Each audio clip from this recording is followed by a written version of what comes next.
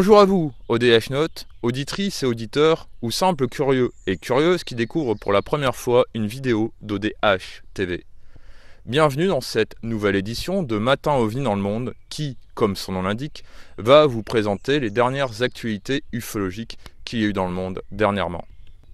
Dans une première partie, des informations importantes, notre reporter du Québec, Jean-François Primeau et président de l'ADIPAN, va vous présenter différents sujets sur les événements qu'il y a eu au Québec. Dans la question de l'édition commence une série qui s'achèvera en décembre 2019.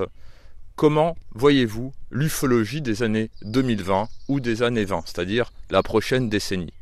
Là, cette fois-ci, c'est Patrice Galacteros, président de l'association d'OVNI Paris, qui y a répondu. Puis nous passerons à l'actualité OVNI qu'il y a eu dans le monde dernièrement. Puis dans la troisième partie de cette édition, ce ne sera pas une suite des réflexions OVNI, mais un reportage sur le congrès UFO 801 qui s'est déroulé à Montréal en octobre 2018. Un reportage réalisé avec l'aide de Jean-François Primeau qui était présent sur place pour interviewer les conférenciers, filmer quelques séquences des conférences de ce congrès UFO 801 qui est réalisé par Richard Glenn, que nous saluons au passage. Mais commençons tout d'abord par les informations importantes de l'édition. Alors, cher ODH Note, c'est encore un plaisir. Ici Jean-François Primeau, spécialement au séminaire du Moufon 2019. Et vous savez que récemment, on a eu beaucoup de mouvements en ufologie. Et il y a un film qui a été très bien accueilli, qui a sorti, qui a fait beaucoup de vagues. Et je suis avec le réalisateur, l'acteur, tout. Je parle bien sûr de Jean-Charles Moyen. Comment ça va? Salut, ça va bien et toi? Ça va bien toi? Ouais. Monsieur occupé, qu'est-ce qui se passe? Beaucoup de choses. Il y a des retombées en fait médiatiques ont été importantes au sein de la diffusion du film. C'est pas fini. Et puis, est-ce que tu as des attentes par rapport à ça?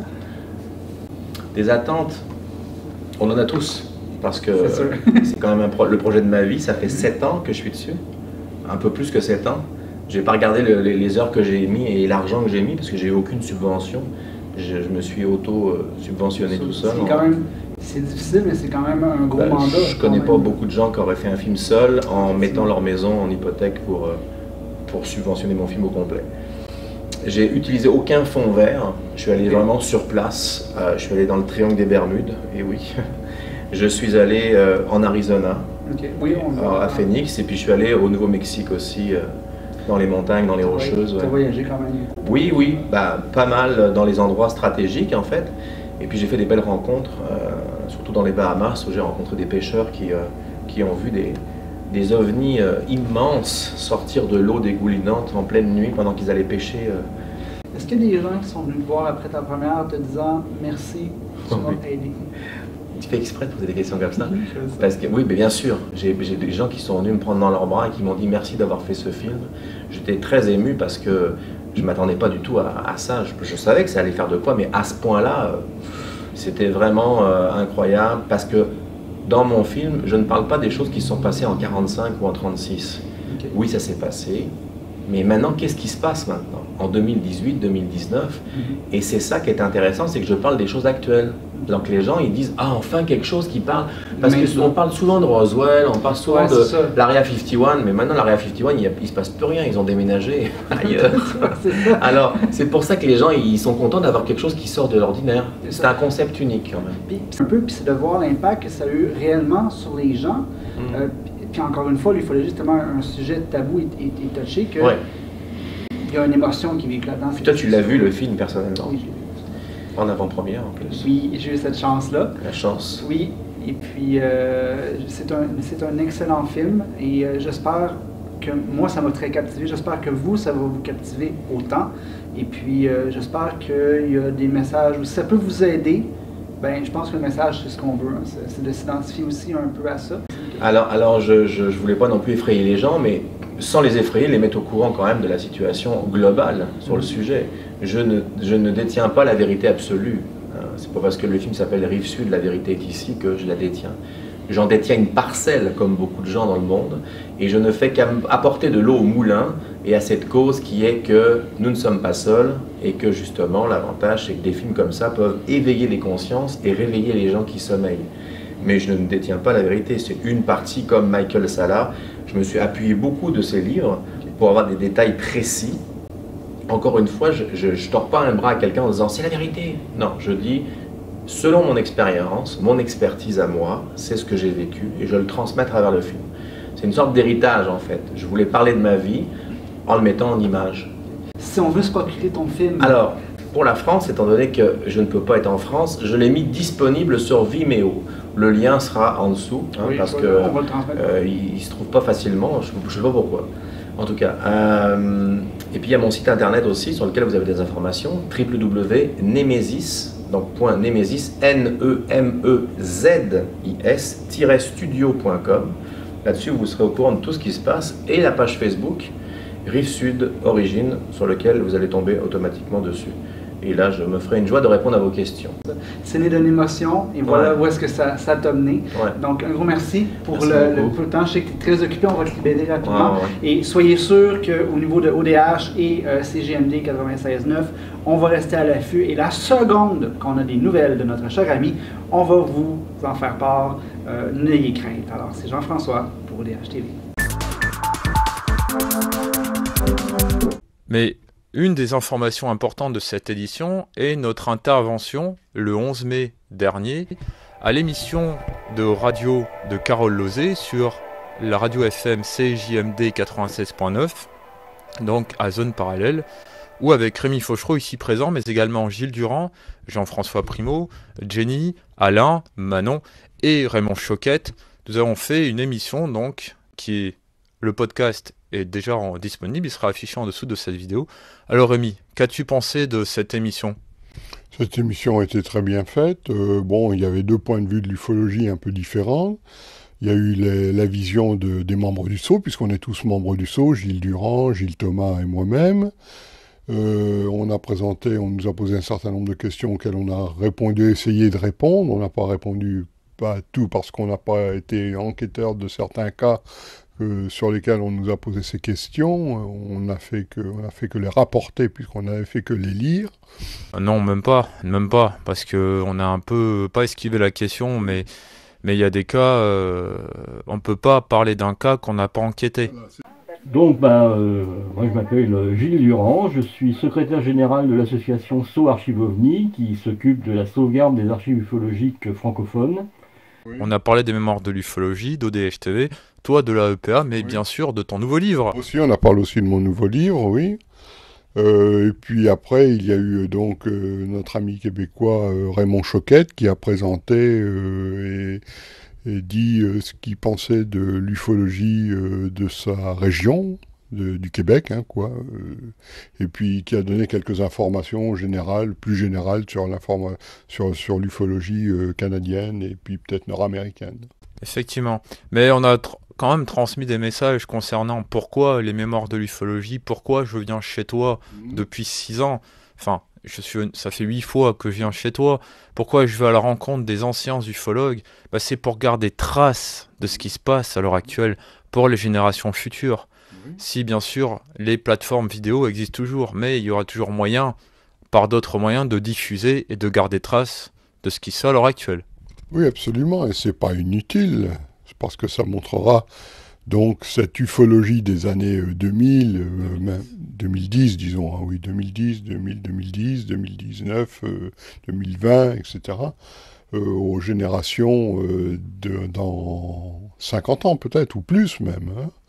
Et donc ce sera sûrement très intéressant pour ces générations-là de voir comment était faite l'ufologie, comment étaient enquêtés les cas, etc. Et donc ça sera certainement encore évolué, l'ufologie d'ici là. Et nous, on sera peut-être un peu des ringards face aux méthodes qui vont naître et à l'ufologie des années, disons, futures. C'est aussi pour ça le but des mémoires de l'ufologie, c'est de prendre le savoir des gens, des anciens, voilà, pour les générations futures, pour passer le relais.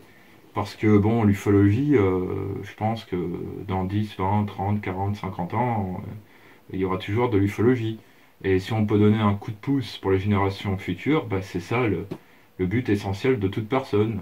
C'est tout ce qu'on fait là servira à celui qui arrivera plus tard. Encore faut-il que celui qui arrivera plus tard ait connaissance de ce qui a été fait. Oui, alors qu'en fait, excuse-moi, alors qu'en fait, on voit des gens débarquer sans aucun bagage et sans aucune connaissance même de l'astronomie, hein, la plus élémentaire, et commencer à faire de devenir enquêteurs ufologues. Et puis, bien sûr, leurs premières conclusions sont souvent erronées. Voilà, il y a des méprises évidentes qui ne sont même pas reconnues par ces élèves, disons, ces jeunes enquêteurs, et c'est vraiment dommage, parce que ça va rentrer dans la casuistique et ça va venir la brouiller, quoi. Ils font les mêmes erreurs que les anciens. Et comparé à l'émission où on était passé le 15 septembre 2018, est-ce que laquelle tu préfères, mine de rien? Bah, je préfère encore la première qu'on a faite parce que c'était encore un genre différent. C'était un genre différent, on était tous les deux, hein, et on présentait, toi tu parlais d'ODH TV, moi je parlais de comment j'étais arrivé à l'ufologie, je présentais mon association, mon travail, etc. C'était un genre différent de l'émission qu'on a faite là le 11 mai dernier. Mais bon, bah, tout ça, l'un dans l'autre, ça se complète. Hein. Eh bien, je te remercie, Rémi. Hein.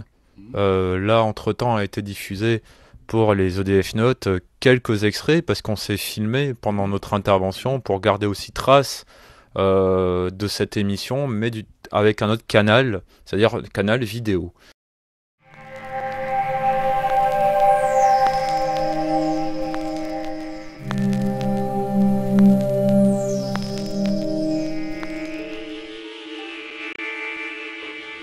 Quel livre conseillerais-tu à ceux qui débutent en ufologie?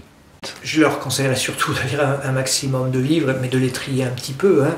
Bon, évidemment, je vais enfoncer les portes ouvertes. Hein. Tu as les grands classiques, le livre d'Hynek, le premier livre de Bourret, que moi je trouve pas mal du tout, toujours trouvé pas mal du tout. Surtout que dedans, il y a l'astronome qui a vu la même chose que moi, donc ce livre m'intéresse beaucoup.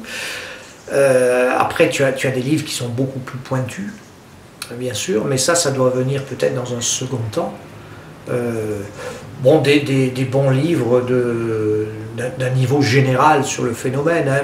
Même Mystérieuse soucoupe volante de édition Albatros de Lumière dans la nuit, je l'ai relu dernièrement, c'est un excellent livre. Hein. Voilà. Alors après, si tu commences à monter en puissance, et ben, voilà, il faut lire OVNI et Conscience, il faut lire Bertrand Meheust, il faut lire... parce que ton champ de vision, automatiquement, va accéder à la complexité. Tu comprends, au départ, tu pars sur des idées simples. Puis tu t'aperçois que le phénomène OVNI, c'est une invitation à penser à la complexité. Et donc, tu vas rechercher des études qui tiennent un peu la route sur le sujet, qui sont contestables, bien sûr, on peut discuter de tout, mais quand même qui sont d'un certain niveau. Et donc, tu vas accéder à des ouvrages un petit peu plus... d'un niveau un petit peu plus élevé, hein, bien sûr. Bien sûr. Tu as un livre de cet auteur américain aussi, Les ovnis face à la science, où il défend tout le long qu'on peut parfaitement étudier les ovnis d'un point de vue scientifique. Voilà, c'est des livres que l'on peut lire. Hein, et les derniers ouvrages d'Aimé Michel, je les placerai en dernier. Alors surtout pas oublier Michel Picard, qui est à mon avis, un ouvrage central, hein, Les ovnis laboratoires du futur, bien sûr. Mais Michel Picard restitue aussi quelque part la pensée d'Aimé Michel, puisque c'était un proche d'Aimé Michel, tout comme Bertrand Meheust d'ailleurs. Et les ouvrages d'Aimé Michel, l'Apocalypse molle, et le deuxième qui est encore plus gros, d'ailleurs c'est les seuls que j'ai dans ma bibliothèque ici, sont évidemment des ouvrages fondamentaux, bien qu'ils ne touchent pas spécialement à l'ufologie, hein. Mais ça fait partie d'une culture générale qui orbite un peu autour quand même, tu vois. Et la pensée d'Aimé Michel est extrêmement intéressante. Et après, il y a des ouvrages qui ne concernent pas du tout l'ufologie, pas du tout, et que pourtant tous les ufologues devraient lire. C'est par exemple Jean Stone, Notre existence a-t-elle un sens? C'est par exemple les un ou deux livres que j'ai cités à la fin, notamment celui de ce biologiste qui a osé parler de phénomènes qui apparemment n'ont rien à voir avec l'ufologie, apparemment, mais les trois consciences de Jean-François Housset, c'est des livres qu'il faudrait lire. Voilà, il y en a quelques-uns, il n'y en a pas beaucoup, il y en a 4 ou 5. Mais ça déjà, c'est un niveau plus élevé, c'est-à-dire que il faut d'abord maîtriser la base. C'est-à-dire que il faut lire 5-6 livres qui te mettent bien en phase avec ce qu'on appelle l'ufologie, avec l'histoire de l'ufologie aussi. Je ne dis pas l'histoire des idées parce que ça n'existe pas trop, mais voilà. Et une fois que tu as ça, tu as la base, tu peux commencer à monter quoi, sur des choses un petit peu plus complexes ou différentes. Voilà. Comment vois-tu l'ufologie dans les années 20? Alors, une réponse toute simple, je n'en sais rien. Je n'en sais rien, je pense que l'ufologue moyen vieillit et ne se renouvelle pas beaucoup. Mais on voit des évolutions qui sont difficiles à apprécier, avec notamment ce qui s'est passé aux États-Unis récemment. On sent qu'il y a des courants. Alors, il y a 2 types d'ufologie. Il y a je dirais, entre guillemets, la vraie ufologie, c'est l'ufologie amateur. Et puis ensuite, il y a les études que peuvent faire et les travaux que peuvent faire les États. Alors au niveau de l'ufologie amateur, oui, je ne la vois pas vraiment, je vois pas de renouvellement, je vois pas grand-chose de neuf, et je vois qu'elle vieillit plutôt, et que par moments on a l'impression que le public s'intéresse de plus en plus, puis par moments on a l'impression du contraire. Donc je pense que le public s'intéresse pas mal à l'ufologie en tant que divertissement, mais en tant qu'affaire sérieuse, pas trop.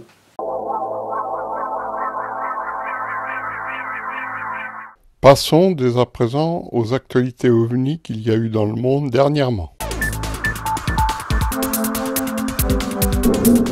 Je vais donc vous partager les différentes notifications d'observation d'OVNI ou de phénomènes aériens non identifiés qu'il y a eu dans le monde en avril et mai 2019. Au Canada, le 3 avril, dans l'Alberta, à Red Deer, observation pendant 5 secondes d'un triangle volant. Le 8 avril, dans l'Alberta, à Sylvan Lake, observation de lueurs étranges pendant 3 secondes. Le 11 avril, dans l'Ontario, à Toronto, observation pendant 2 minutes de phénomènes lumineux de couleur jaune et rouge.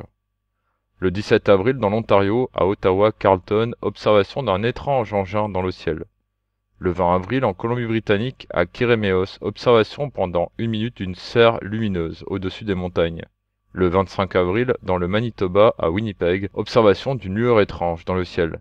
Mais également dans l'Ontario, à Toronto, observation d'une serre pendant 3 secondes de couleur argentée. Au Costa Rica, le 14 avril, à Heredia, observation de phénomènes curieux dans le ciel. En Angleterre, le 5 avril, à Plymouth, observation d'un cigare volant pendant 3 minutes. Le 13 avril, à Alnwick, observation d'un disque volant. En Nouvelle-Zélande, le 21 avril, à Napier, observation pendant 8 secondes d'un rectangle volant translucide. Passons dès à présent aux observations d'OVNI ou de PAN recensées au mois de mai 2019. Au Canada, le 6 mai, dans le Saskatchewan, à Regina, observation de lueurs étranges pendant 3 à 4 minutes. Le 20 mai, dans l'Alberta, à Edmonton, observation de disques volants de couleur blanc et gris pendant 10 minutes. Au Mexique, le 24 mai, à Cabo San Lucas, observation d'un phénomène qui semblait changer de forme. Le 26 mai, à Ruapan, observation d'un phénomène lumineux en feu, qui semble être une méprise avec une étoile filante. En Argentine, le 10 mai, à Salta, observation pendant quelques secondes de 2 lueurs étranges dans le ciel. En Angleterre, le 15 mai, à Nottingham, observation de phénomènes lumineux de couleur rouge pendant 32 minutes.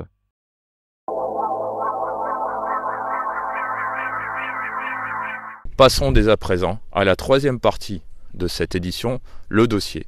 Jean-François Primeau, reporter du Québec d'ODH TV, mais également président de la DIPAN, qui a été créée dernièrement au Québec, et qui vous en a parlé au cours de la dernière édition du Matin OVNI, va donc vous partager un reportage. Chers auditeurs et auditrices de ODH TV, bonjour. Mon nom est Jean-François Primeau, reporter de ODH au Québec. Encore une fois, c'est un privilège de vous présenter ce congrès ufologique du Québec, Congrès UFO 801.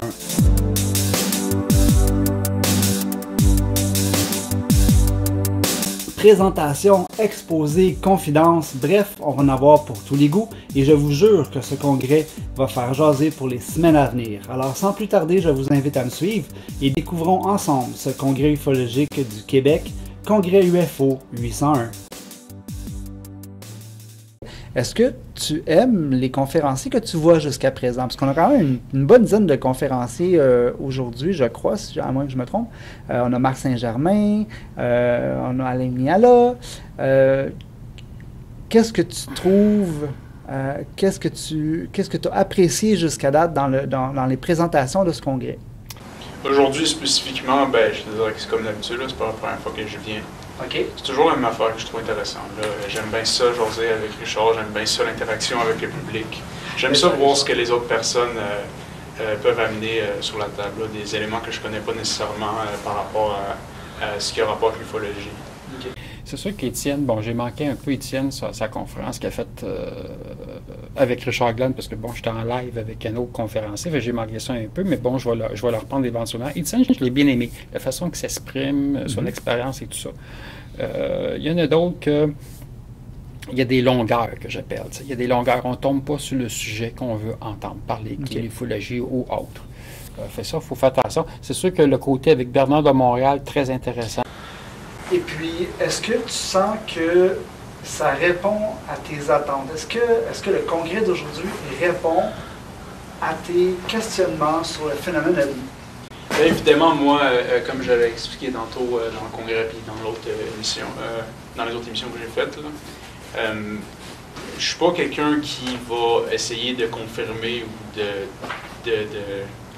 comment dire, d'avoir des questions, puis je suis comme, c'est quoi la réponse? Je suis quelqu'un qui va être très investigateur, je ne crois pas vraiment en les choses, j'utilise beaucoup la méthode scientifique. Fait que j'aime ça compiler le maximum possible de données, regarder la grosse image avec les données que j'ai, puis essayer de voir c'est quoi l'hypothèse qui colle le mieux avec la prédiction de la réalité. Fait que quand je viens ici, j'écoute, puis je suis comme c'est intéressant, mais je me dis pas « Ah oui, ça c'est vrai ».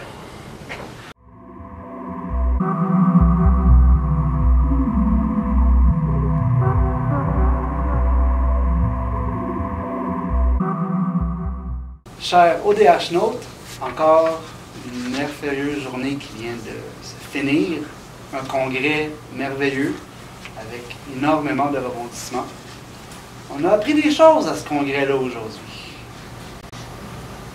Richard, comment ça va? À la fin du congrès, comme ça, je peux dire que ça va mieux qu'au début, parce qu'on a eu des problèmes techniques au tout début.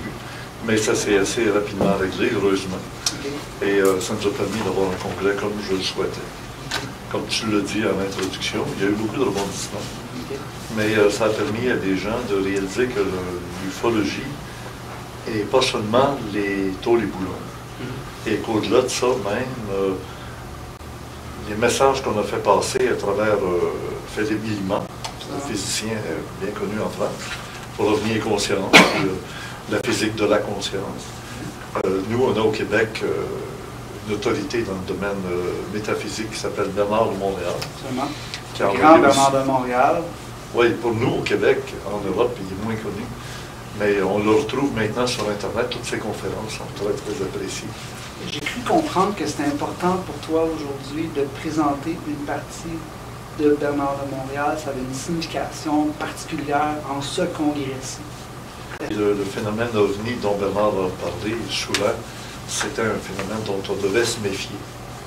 Parce que de toute façon, c'est une intervention qui dérangerait l'équilibre de la société. On n'est peut-être pas prêt. Et le simple fait qu'on dit en physique quantique, comme le disait Philippe Guillemot, l'observateur change la réalité des choses. Alors, c'était donc une façon de se dire que même si le phénomène extraterrestre observe l'humanité, c'est une forme d'intervention. Et ça change le continuum espace-temps. Alors, ça a été perçu, je pense, par le monde. On a commencé avec un physicien. On a terminé avec un type de contacté psychique qui a du channeling, qui transmet un message qui a duré presque 1 heure. Et 90% des gens qui se font enlever par des extraterrestres disent tous la même chose. On communique par la pensée. Effectivement, ça OK. revient souvent. Ça revient, c'est même presque un fait établi. Exact. Alors, vous pouvez imaginer que des contactés comme moi, on peut avoir dans notre tête un implant qui permet d'avoir une ligne continue avec eux, qui leur permet de me surveiller, puis en même temps d'entendre ce que je dis ou ce que je vis. Alors, cette connexion-là, je l'ai. Toute ma vie, j'ai vécu un certain nombre d'expériences paranormales. J'ai rencontré des êtres encapuchonnés. Et j'ai accumulé un certain nombre de preuves de mon expérience. D'ailleurs, j'ai sorti un petit texte qui s'appelle « Phénomène dans le ciel », où je raconte tous les petits éléments, ainsi que les traces que j'ai sur mon corps, tout ça. Donc, tu as des traces physiques. J'ai la marque ici sur le mollet, qui est la marque classique des enlevés, c'est-à-dire c'est Le scoop. C'est comme une brûleuse de cigarette. Oui, c'est ça, le scoop. OK. Vous appelez ça. Moi, je pense que c'est le meilleur endroit pour prendre un prélèvement de la moelle osseuse ou de l'os. Parce qu'il n'y a pas de muscle devant. OK. Mais ça, c'est mon hypothèse.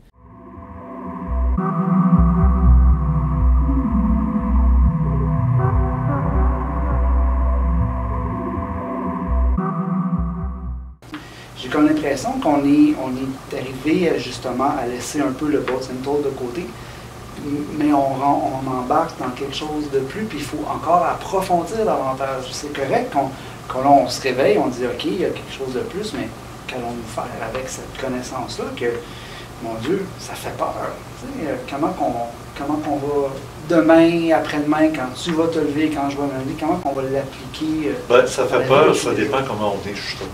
Et dans la plupart des grands, comme Guillemard, Bernard de Montréal, les Drôles, c'est le toi-même. Oui. Connais-toi toi-même, tu connaîtras les dieux. L'univers et les dieux, c'est ça. On c'est commence par te connaître toi-même. Alors, on attire à soi ce qui nous ressemble. Et on projette sur autrui ce qu'on porte en soi. Okay. Et si tu portes de la peur, tu vas attirer quelque chose qui va être apeurant. À la loi d'attraction, c'est la même chose. Ben voilà, c'est ça. Alors, dans le congrès, on a présenté au cours de la journée, en dehors du début et de la fin, des intervenants. Il y a Max Saint-Germain. La réalité projetée par l'ensemble des médias d'information est une illusion qui cache une autre réalité. Là, c'est des gens qui en avaient assez. Puis, ils ont juste mis une petite banderole.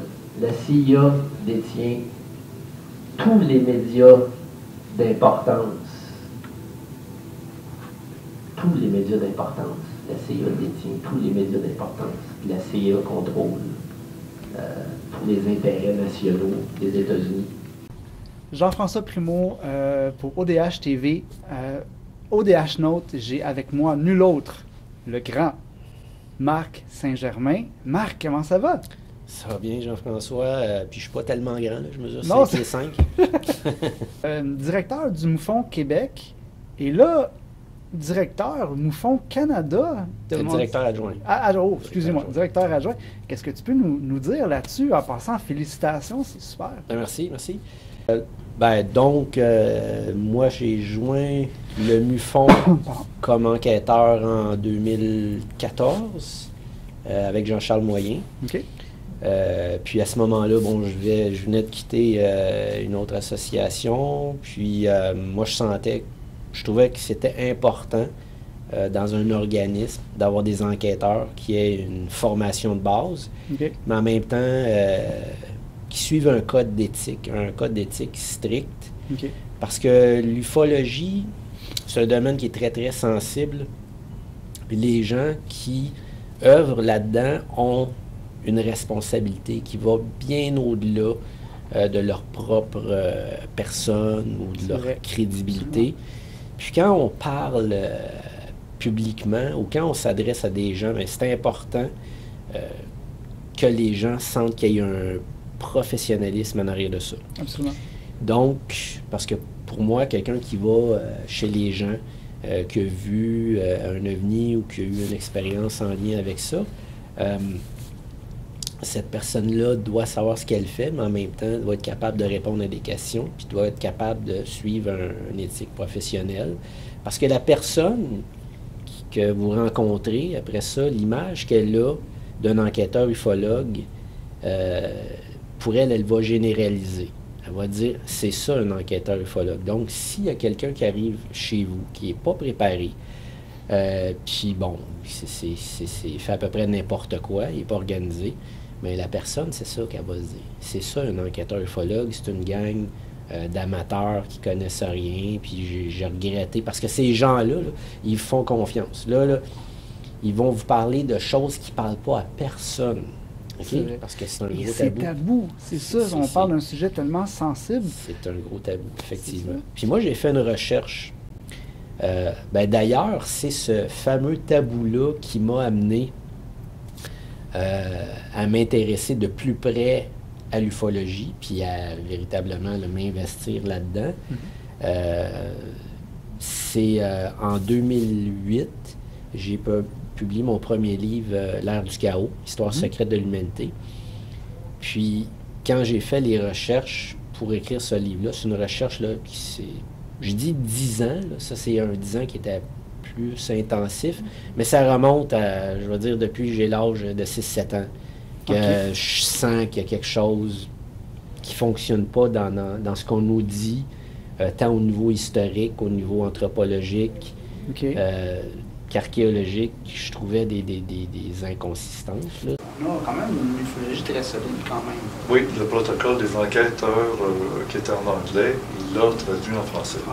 Pour que les Québécois francophones et les Français et tous les pays francophones au monde utilisent maintenant le protocole dans la langue française, ce qui n'existait pas avant Marc Saint-Jean. C'est lui qui a mis ça au monde. Alors, oui, ça a permis quand même d'entendre une façon de voir l'évolution de l'ufologie. Il faudrait l'appeler l'inconscient. Parce que l'inconscient, c'est ce qui n'est pas encore conscient. Alors là, bien sûr, ça peut couvrir tout ce dont on n'est pas conscient, donc c'est très vaste. Là, au contraire, on peut inclure dans l'inconscient des dimensions supérieures, voire même ce qu'on appellera aussi de la surconscience ou du supramental dans l'inconscient. Mais dans le subconscient, on est en dessous de la conscience ordinaire. Quand on dit subway, un subway, c'est un métro. Subway, la racine étymologique suggère que c'est en dessous du seuil de la conscience. Dans la parenthèse, à côté du mot physique, il faudrait placer le mot subconscient. Est-ce que tu trouves que dans le congrès d'aujourd'hui, on touche pas assez l'ufologie de terrain, mais qu'on tourne un petit peu trop dans l'évolution? Mais ce qu'on est rendu là. Oui, c'est parce que c'est délicat. Le titre que Richard Lane a choisi, c'était vraiment marqué, c'était indiqué conscience. Fait que conscience, ça va avec le côté esprit, en fin de compte. Fait que oui, c'est correct, sauf que j'aurais parlé peut-être un peu plus profondément, j'aurais peut-être pu apporter un sujet X, je sais pas. Mais bon, ça, c'est la façon que Richard gère ces choses, puis je le respecte à 100 000 à l'heure là-dessus. Mais sauf qu'il y a des longueurs par moment, j'ai remarqué. Puis ça, on devrait peut-être reprendre le contrôle, dire à l'invité ou à Richard, dire, gars, on y va avec le vif du sujet, c'est pour ça que les gens sont ici. Mais en général, écoute, j'ai reçu des commentaires des gens dans la salle, sans qu'ils passent en live, puisqu'il y en a beaucoup qui ne veulent pas passer en live, c'est correct. Mais les gens sont très satisfaits du congrès. Oui. Tu avais fait beaucoup de références à un drone, et justement, pendant ce congrès-là, on a survolé avec le drone la conscience. Oui. On a essayé de faire monter notre drone, notre conscience qu'on contrôle avec le corps biologique. Puis de regarder sur l'écran mental ce que le pilote de drone fait. Il regarde sur un écran où est-ce qu'il a rendu son drone. On a vu une scène où le drone était très haut, au-dessus de la rivière Richelieu, tout près de le conjoint de Carole Lauzé qui pilotait d'ailleurs. Pilotait ça. Ben oui. Ben, pas ce drone-là, mais il en pilote lui-même. Et c'était un beau moment aussi de découvrir à quel point la perception qu'on peut avoir de la réalité dépend de l'altitude à laquelle on est rendu. Quand quelqu'un reste nuts and bolts, tôt les boulons, archéologue qui gratte dans la terre les traces des preuves, ça ne nous amène pas très loin, mais ça nous donne une base. La rampe de lancement de toutes les fusées est bien ancrée dans le sol. Il faut qu'on change de propulsion. C'est ça. Est-ce qu'on devrait peut-être plus axer sur le témoin à ce moment-là, peut-être plus l'aider à se comprendre? peut-être en termes de, pas de leader nécessairement, mais peut-être juste lui donner les outils dans le futur pour qu'il apprenne à se connaître à travers son expérience. Oui, je pense qu'il faut, quand on a un témoin qui nous rapporte des expériences assez spéciales, comme d'avoir vu un ovni, c'est général. Ensuite, que l'OVNI s'est rapproché, il s'est senti observé, il s'est senti concerné. À un moment donné, l'OVNI atterrit, il y a une présence qui se manifeste à l'extérieur de l'appareil. Tout ce qui a été absorbé par le témoin, il y a une partie que peut-être il aura refoulée, il aura refusé dans son mental, mais à partir du moment où il y a un contact avec ces êtres-là, la vie du témoin est changée à tout juste. Parce qu'on parle de conscience aujourd'hui au club, mais il y a une chose que Naja parle dans mon dernier texte, c'est savez-vous que la conscience, ce n'est que dans le moment présent. C'est l'instant présent, c'est immédiat. La conscience, une seconde après, c'est fini, et la conscience, une minute après, n'est pas arrivée encore. Êtes-vous conscient que la conscience n'existe que dans l'éternel présent? Pensez au passé, pensez au futur, c'est que vous le ramenez dans votre présent. Et si on veut rester dans la tôle et boulons, on va attendre qu'il arrive en chaque comparant de tôle, puis ça va rester là. Mais ce qui est intéressant, c'est que lorsqu'il y a des automobiles qui circulent sur le chemin, c'est beau de les voir passer. C'est encore un peu plus intéressant s'il y a une automobile qui arrête, la vitre se baisse, on voit le passager, il nous parle, on lui parle, il y a une communication intéressante. Bien, l'ufologie, il faut qu'elle atteigne un autre niveau même, où on se dit, bon, ben, pourquoi il s'arrête pour me parler? Pourquoi moi? Alors, c'est la question que beaucoup de contactés disent. Pourquoi moi? Les gens ont besoin de savoir. Les gens, parce que moi, bon, j'ai fait beaucoup de live cette semaine, comme tu as pu voir, parce que je m'avais arrangé avec Richard Gleb pour dire, écoute, je vais promouvoir ton événement, puis en même temps, je dis aux gens, venez vous présenter au congrès 801, puis dites que vous avez vu la publication de Raymond Choquette, soit sur ma page de l'Insolite puis l'étrange, ou sur ma page perso, bref, pour voir à peu près combien de monde qui vont venir, tu sais. Fait que les gens aiment beaucoup mieux se présenter sur place qu'acheter un billet virtuel qui vont l'écouter chez eux. Parce que tu rencontres des gens, tu peux parler avec les conférenciers. Fait que ça, c'est génial. Puis je me rends compte qu'avec les années, avec le congrès, tout a sa place. Tu as tellement bien vu dans les étapes, là, le 401, 601, 700, et c'est toujours d'actualité, tout le temps, et j'ai comme l'impression qu'il y a un changement. Depuis 5 ans, là, le taux vibratoire de l'ufologie fait ça comme ça. Ouais. Et c'est quelque chose qu'on l'année prochaine, ça va la être barre est haute. Là. 901.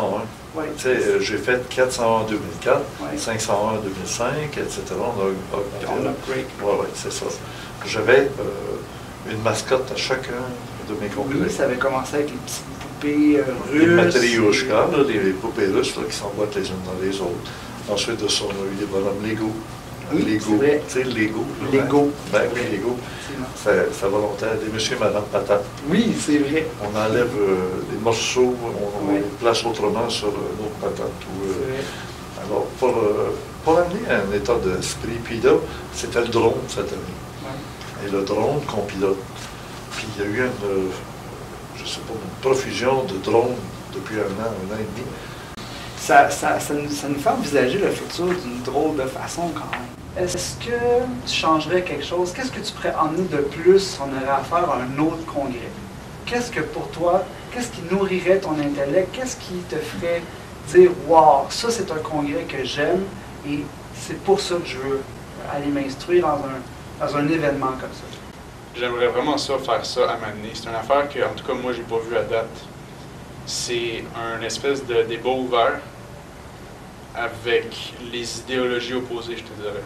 Okay. On invite un physicien de l'école de la dure, là, qui est ultra, là, c'est la science. Donc un genre de débat sceptique. Puis on en invite un que, c'est complètement la croyance. Fait que les deux extrêmes pour montrer les forces d'un, les forces de l'autre, les faiblesses d'un, les faiblesses de l'autre, qu'est-ce que l'autre pense, qu'est-ce que l'un pense, pour pouvoir permettre à la personne, OK, j'aime ça de ça, j'aime ça de ça, pour que la personne puisse se faire une idée, au lieu d'avoir juste une source, avoir vraiment deux sources, qui sont assez extrêmes, qu'il n'y a personne qui va juste se dire, oui, moi j'aime lui. Tout le monde va se dire, ouais, je suis pas sûr des deux.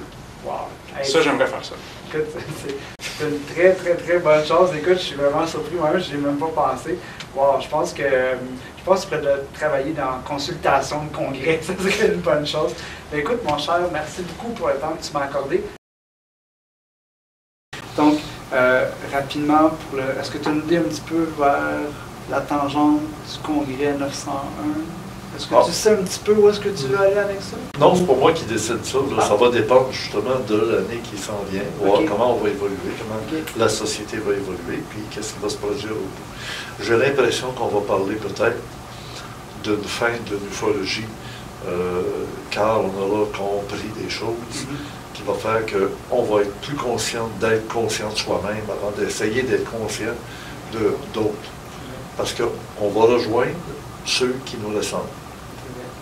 C'est vrai que on a l'impression que ces gens-là, il y a un groupe qui se forme, puis tout le monde, on s'attire. On est là pour comprendre quelque chose, puis on s'attire, puis on s'uniformise, on peut dire ça comme ça. C'est passionnant. Je ne sais pas si vous aimez ça autant que moi, mais une chose est sûre, c'est que je vais être là la prochaine. Richard va être là, puis comme on a dit si bien l'année dernière, it's a wrap in time. Alors, encore une fois, merci beaucoup.